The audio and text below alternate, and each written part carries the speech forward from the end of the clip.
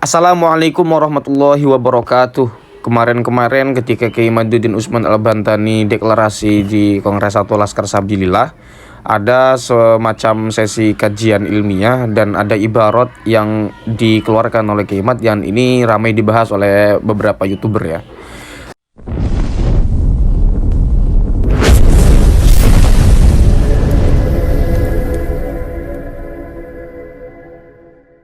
Sebetulnya Kiai Mad mengeluarkan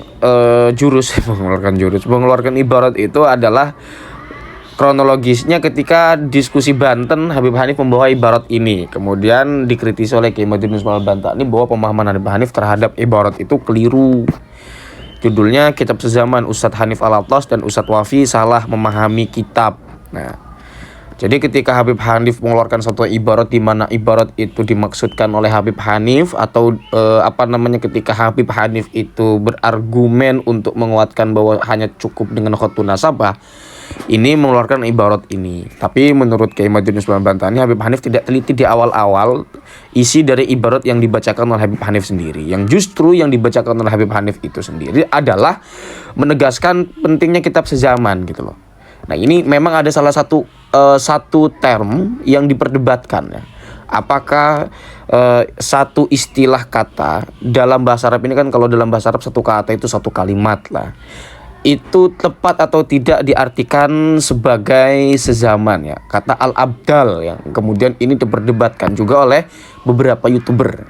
Lebih tepat mana al-abdal ini, kemudian apakah ia lebih tepat diartikan sebagai pengganti dari al-khalf wal iwad misalnya seperti Kiai Madudin, atau al-abdal diartikan sebagai orang yang zuhud atau wali abdal itulah. Nah, dari sisi perspektif mana kemudian al-abdal ini lebih tepat untuk dipahami. Dan apapun itu memang ini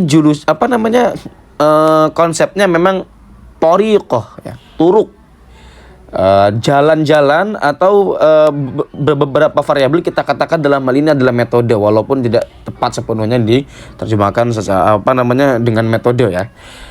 Artinya dalam untuk cara bagaimana mengisbat nasab itu ada banyak cara, di antaranya ini ya. Dia memang bukan syarat kalau ini tidak masuk bisa dengan yang lain. Itu banyak kemudian YouTuber yang memahami seperti itu. Memang kalau kita pahami dari kata turuk memang seperti itu ya. Tapi kita secara komprehensif, secara menyeluruh kita tidak pernah tahu tentang bagaimana sebetulnya yang memang tepat gitu.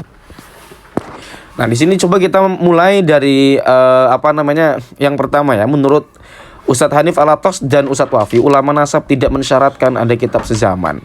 Ini ungkapan yang salah dalam memahami ibarah ulama nasab. Nah, ulama nasab sangat konsisten memperhatikan pentingnya kitab sezaman dalam mengonfirmasi suatu nasab. Di bawah ini contoh bagaimana Ustadz Hanif Alatas salah memahami ibarah Syekh Husain bin Haidar Al-Hashimi dalam kitabnya Risalah fi Ilmil Ansab yang dibacakan pada diskusi di Banten. At-Tariqus Tsani. Nah, maka at-Tariqus Tsani bukan asy-syaratus tsani ya. Kutubun nasabin ini yang kemudian dipersoalkan oleh para YouTuber. Ya enggak apa-apa kita berdiskusi ya.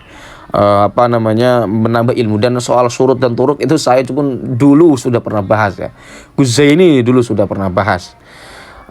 Sebetulnya sudah berbulan-bulan yang lalu ini sudah dibahas tentang surut dan turuk ya. Ini diskusi ke sini malah balik lagi. At-Tariqus Tsani kutubun nasabinal abdal ya.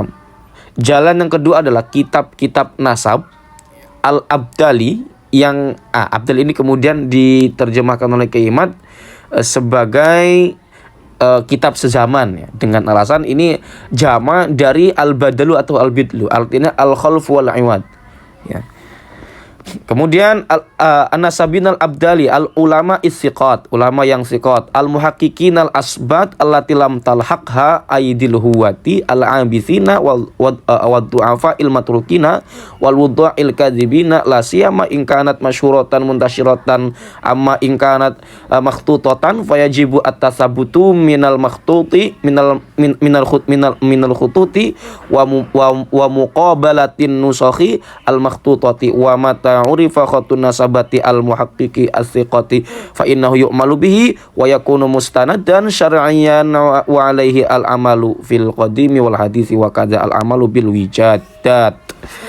Nah, diperhatikan kalimat bagaimana memahami ibarat atau mengkonstruksikan susunan pemahaman atas kitab di atas ya. Nah, kita langsung saja bagian paragraf ini kita tinggalkan ya. Coba kita at-thariqus-tsani, bagaimana kalimat memahami ini. At-thariqus-tsani, cara kedua menetapkan nasab adalah kutubun nasabinal abdal, dengan kitab-kitab ahli nasab yang abdal. Apa arti abdal? Al-abdal jamak dari al-badalu atau al-bidlu, artinya adalah al-khalfu wal-iwad, generasi dan pengganti. Maksudnya adalah ahli-ahli nasab dari setiap generasi. Dari sini saja kita sudah dapat mengerti bahwa yang dimaksud adalah kitab-kitab ulama nasab yang berkesinambungan setiap generasi. Tidak bisa ujuk-ujuk sebuah kitab bicara tentang suatu nasab yang tidak mempunyai sanad dan bertentangan dengan kitab sebelumnya. Kemudian al-ulama usiqat, artinya ulama yang terpercaya, ulama yang objektif. Dari yang al-khalfu wal-iwad, ada di situ estafet tahun dari tahun ke tahun yang lainnya. Kemudian yang siqat, yang dapat terpercaya dan objektif, tidak dicurigai ada subjektivitas karena misalnya ia mempertahankan pendapat yang menguntungkan suatu nasab yang dirinya termasuk dalam nasab itu, sementara pendapat itu bertentangan dengan kitab lainnya. Kemudian al-muhaqqiqin, artinya ulama-ulama yang muhakkik, ya ahli tahqiq. Ahli tahqiq itu ya artinya ndak asal comot tulisan orang, ndak tanpa diteliti ditulis ya, intinya gitulah muhakkik ya. Kemudian al-asbat, ini saya loncat karena saya singkat dan lompat karena untuk mempersingkat ya, adalah jamak dari sabat ya, yaitu hujjatun yusaku bihi ya, dalil yang dapat dipercaya. Maksudnya adalah kitab itu dapat dipercaya secara substansial ya, validitas juga originalitasnya. Nah, kemudian allati lam talhaqha aidil huwati al-abisin, artinya kitab-kitab yang tidak disentuh tangan-tangan al-huwat, yaitu orang yang memiliki hawa nafsu. Ya, jamak dari kata hawin, artinya orang yang mempunyai kecenderungan subjektivitas atau orang-orang yang mengedepankan hawa nafsu. Maksudnya, kitab-kitab nasab yang menjadi rujukan itu masih orisinal, tidak dicurigai diubah isinya oleh orang-orang yang berkepentingan. Sedangkan kata al-abisin artinya orang-orang yang bermain-main, dan kata ad-du'afa al-maturikin artinya orang-orang yang lemah yang pendapatnya ditinggalkan. Kemudian al-wudha'il kadzibin artinya para pemalsu dan pendusta.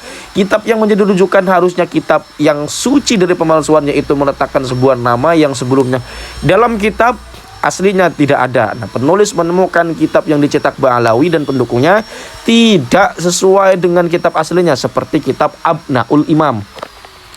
Jadi memang apa yang dipahami oleh Kiai Maduddin, apakah ini bentuknya adalah interpretasi? Ya, ini terjemah model interpretasi dari Kiai Maduddin Ismail Bantani. Kalau saya melihat dari bagaimana Maps Kiai Mad kemudian menerjemahkan itu, ini tidak terlepas dari bagaimana pengalaman Kiai Mad ketika mengkaji nasab-nasab satu klan tertentu atau susunan konstruksi nasab tertentu, sehingga kemudian ini dari ibarat ini kok seperti yang Kiai Mad alami. Artinya ada tidak kesesuaian, ada interpolasi, ada campuran tangan, ada yang kemudian gitu-gitulah, sehingga Kiai Mad nulis seperti ini. Apakah di sini interpretasi? Betul, ini adalah interpretasi. Bahwa apakah interpretasinya tidak tepat? Belum tentu. Ya, ini kan ada YouTuber juga yang menginterpretasikan, oh itu kan interpretasi Kiai Mad yang lebih tepat itu begini. Ya silakan. Ya, itu semua boleh begitu. Tapi kita cari manakah kemudian yang lebih tepat untuk dipahami dari ibarat ini ya. Ada yang mengatakan al-abdal itu adalah seorang mujaddid. Nah, itu yang kemudian isi dalam kitab tersebut, di dalam kitab ini yang dimaksud itu adalah mujaddid. Kalau tidak salah dia mengatakan seperti itu ya. Ya silakan ya untuk berikan komentar ya. Saya kurang paham juga itu. Karena belum menerima informasi secara konkret, Pak. Wes intinya gitu teman-teman.